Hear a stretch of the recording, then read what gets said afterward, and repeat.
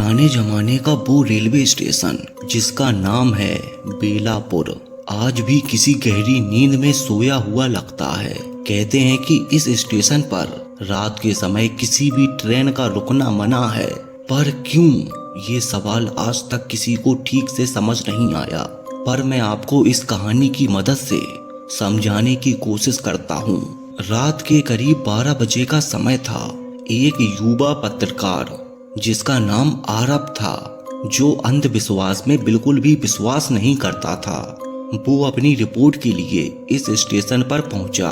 उसने सुना था कि यहाँ अक्सर लोगों ने रात को किसी अनजानी आवाजों को सुना है। ट्रेन की सीटी और लोगों के बात करने की आवाजें भी आती हैं, जबकि ये स्टेशन काफी समय से बंद है। आरब को ये सब बातें महज अफवाहें लगती थीं। उसने फैसला किया कि वो पूरी रात यहाँ बिताएगा और सच्चाई सबके सामने लाएगा, और वो सीधा स्टेशन पर पहुंच गया। जैसे ही वो स्टेशन पर पहुंचा, वहां पर एक अजीब सा सन्नाटा छाया हुआ था, पर आरब ने इस पर ध्यान नहीं दिया। उसने अपने कैमरे को सेट किया और वीडियो रिकॉर्डिंग चालू कर दी। कुछ देर बाद अचानक से तेज हवाएं चलने लगीं और स्टेशन की सारी बत्तियां बुझ गईं। अब केवल चांद की हल्की रोशनी थी, जो प्लेटफॉर्म पर अजीबोगरीब परछाइयां बना रही थी। तभी आरब को दूर से एक धुंधली ट्रेन आती दिखी। उसने घड़ी देखी तो उसमें रात के 12:15 हुए थे। आरब ने मन ही मन सोचा, इस टाइम स्टेशन पर कोई ट्रेन तो आनी ही नहीं थी, फिर ये कौन सी ट्रेन है। जैसे जैसे ट्रेन पास आ रही थी, आरब का दिल तेजी से धड़कने लगा। ट्रेन के डिब्बे पुराने और टूटे फूटे थे, जिसके अंदर बैठे लोग डरावने और बेजान दिखाई दे रहे थे। उनमें से कुछ के चेहरों पर गहरे जख्म थे और कुछ के तो शरीर अजीबोगरीब ढंग से मुड़े हुए थे।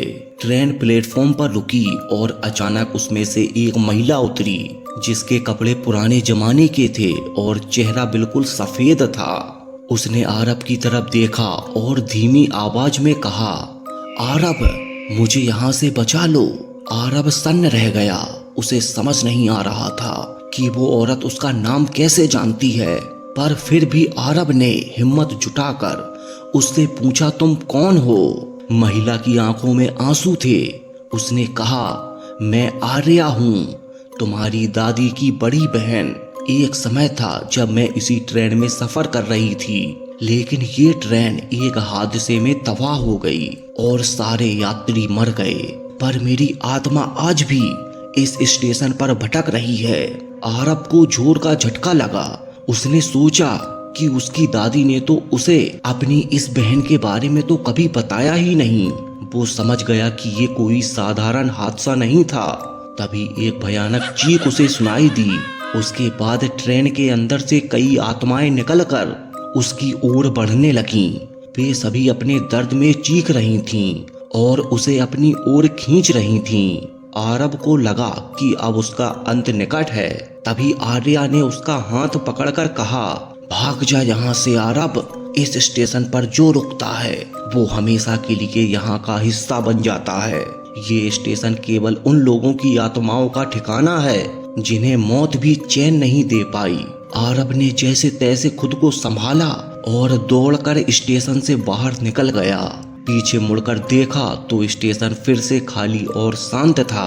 अगले दिन जब वो घर पर पहुंचा और अपनी दादी को इस घटना के बारे में बताया, तो दादी की आंखें भर आईं। उन्होंने कहा, आर्या को खोए हुए आज 70 साल हो चुके हैं और मुझे उसका इंतजार आज भी है। आरब समझ गया कि बेलापुर स्टेशन पर उसका सामना केवल भूतों से नहीं, बल्कि अपने ही परिवार की एक खोई हुई कहानी से हुआ था।